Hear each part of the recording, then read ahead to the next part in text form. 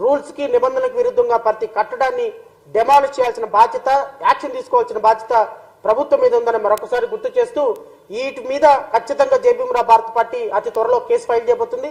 National green ట్రిబ్యునల్లో case file చేయబోతుంది. హైకోర్టులో case file చేయబోతుంది.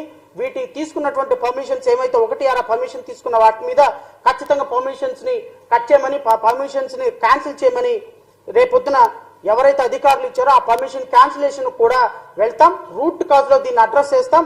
భయపెట్టాలి, ఫోన్లు చేయాలి, థ్రెటన్ చేయాలి వేస్తే భయపడేవాడు ఎవ్వడూ లేడు ఇక్కడ.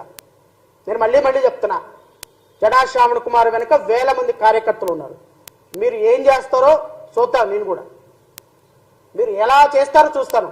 కరకట్ట మీద ఉన్న ప్రతి కన్స్ట్రక్షన్, ఇల్లీగల్ అయిన కన్స్ట్రక్షన్ కోల తోల్చే వరకు మా పార్టీ పోరాటం ఆగదు. Thank you so much. ఎవరైనా మిత్రులు ప్రశ్నలు అడగాలి అనుకుంటే సార్ వెల్కమ్.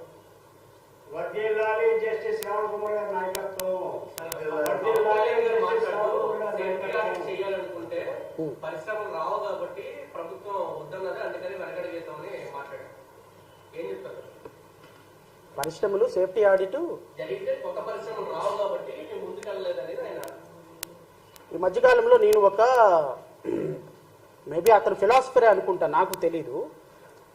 ఆ ఫిలాసఫరు ర్యాండమ్గా ఇలాగ ప్రెస్ మీట్ పెట్టి ఆ ప్రెస్ మీట్లో ప్రశ్నలు అడుగుతున్నప్పుడు ఆ ఫిలాసఫర్ని ఒక అతను అడిగారు.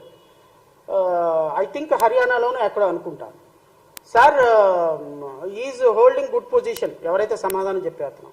సార్ మరి ఆడపిల్లల రేషియో మగపిల్లలేమో 1000 మంది ఉన్నారు, ఆడపిల్లలేమో 938 మంది ఏమో ఉన్నారు, మగ పిల్లలేమో 1000 మంది ఉన్నారు.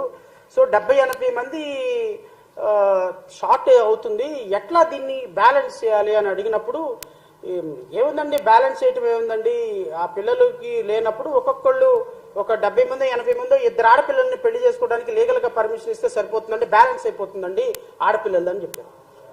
సో ఎక్సెస్ ఆడపిల్లలు ఉన్నప్పుడు తక్కువ, ఎక్సెస్ మగపిల్లలు ఉన్నప్పుడు తక్కువ ఆడపిల్లలు ఉన్నప్పుడు వీళ్ళని ఒక్కొక్కరిని ఇద్దరిద్దరిని పెళ్లి చేసుకోమని చట్టం జడ్జిమెంట్ చెప్పేటువంటి అద్భుతమైనటువంటి నాలెడ్జ్ ఉన్న అలాంటి ఉప ముఖ్యమంత్రి మనకు కూడా ఉన్నాడు. ఏమన్నారు ఆయన? సేఫ్టీ ఆడిట్ మరి సేఫ్టీ ఆడిట్ జరిగితే కొత్త పరిశ్రమలు రావు అనుకున్నప్పుడు అసలు పర్మిషన్స్ ఎందుకు, దానికి ఆడిట్లు ఎందుకు, దానికి ఫీజు కట్టించుకోవటం ఎందుకు? ఎవడైనా వచ్చేసి ఏ పరిశ్రమ మనం పెట్టచ్చని ఒక జీవో ఇవ్వమనండి సార్ని. అప్పుడు ఎవ్రీడే ఇప్పుడు మీకు మహమ్మద్ బిన్ తుగ్లక్ ఐడియా ఉంది కదా మీకు, ఎందుకంటే ఈ ఉదాహరణలన్నీ మీరు అడిగే ప్రశ్నకు సమాధానం చెప్తున్నా. ఆయన నా పర్సనల్ ఒపీనియన్ కాదు, మీరు చెప్పారు కాబట్టి చెప్తున్నా. పాలకులు ఎలా ఉంటారు అనేది. తుగ్లక్ అని ఆయనకి బిరుదు ఎందుకు వచ్చింది? ఎందుకు వచ్చింది చెప్పండి? తుగ్లక్ అని ఎందుకు వచ్చిందంటే, తుగ్లక్ అని ఆ దేశం మొత్తంలో సహజంగా ఏమవుతుంది అంటే ప్రభుత్వమే కరెన్సీని ముద్రిస్తుంది కదా. ఇప్పుడు మీరు డబ్బు సంపాదించుకోవాలి, 20,000 జీతం వస్తుంది, నాకు 1,00,000 రూపాయలు వస్తుంది, సార్కి పెన్షన్ ఒక 30,000 వస్తుంది. సో తక్కువ డబ్బులు వస్తున్నాయి చాలా మందికి అని చెప్పేసి తుగ్లక్ ఏం చేశాడు అంటే మీకు డబ్బులు ప్రింట్ వేసుకునే ఆప్షన్ ఇచ్చేసాడు. ఇక మీరు ఇంట్లో కూర్చొని 20,000కి ఉద్యోగానికి వెళ్ళాల్సిన పని, 1,00,000 రూపాయలు గుద్దుకుంటే చాలు. నేను నా స్థాయిని బట్టి నేను ఒక 2 లక్షలు గుర్తుకుంటే చాలు, సార్ ఒక 5 లక్షలు. అట్లా ముద్రణ అంటే కరెన్సీని ముద్రించుకునే, నాణ్యాలని ముద్రించుకునే పవర్ ప్రజలకు ఇచ్చేసాడు అతను. అందుకని వాడిని పిచ్చి తుగ్లక్ అంటారు. ఇచ్చేసినందువల్ల ఏమైంది, ఒక యాపిల్ పండు కాస్ట్ 10,000 రూపాయలు అయిపోయింది. నీ దగ్గర డబ్బులోని, నా దగ్గర డబ్బులోని, ఈయన దగ్గర డబ్బులోని, ముగ్గురు వెళ్ళి వస్తువులు కొట్టడానికి వెళ్ళాం, వస్తువులు ప్రొడక్ట్ పెరిగిపోయింది. సో ప్రొడక్టివిటీ లేదు, డబ్బులోని జనాల దగ్గర, అందుకని పిచ్చి తుగ్లక్ అంటారు. సో ఒక వ్యవస్థలో బిజినెస్లు రావాలి అంటే సేఫ్టీ ఆడిట్ ఇంపార్టెంట్. అంతేగాని ఇక్కడ బిజినెస్లు రావాలి కాబట్టి అసలు కంపెనీలే అవసరంలా, ఇంకేం అవసరంలా, అందరు రండి అంటే అవి పిచ్చి మాటలు. ఆ మాటలు మాట్లాడేటప్పుడు కొద్దిగా ఆలోచించుకోవాలి. సో నేను ఒకవేళ ఆయన అన్నాడో లేదో నాకు తెలియదు, కానీ నేను ఉదాహరణగా కొంతమంది పాలకుల యొక్క మనస్తత్వం ఎలా ఉంటుందో చెప్పా. సో అలాంటి ఆలోచన ఏమైనా ఉంటే ప్రభుత్వానికి విరమించుకోవాలి, అది తప్పు. సేఫ్టీ ఆడిట్ ఎంత కఠినంగా ఉంటే అంత పరిశ్రమల యొక్క డెవలప్మెంట్ బాగుంటుంది.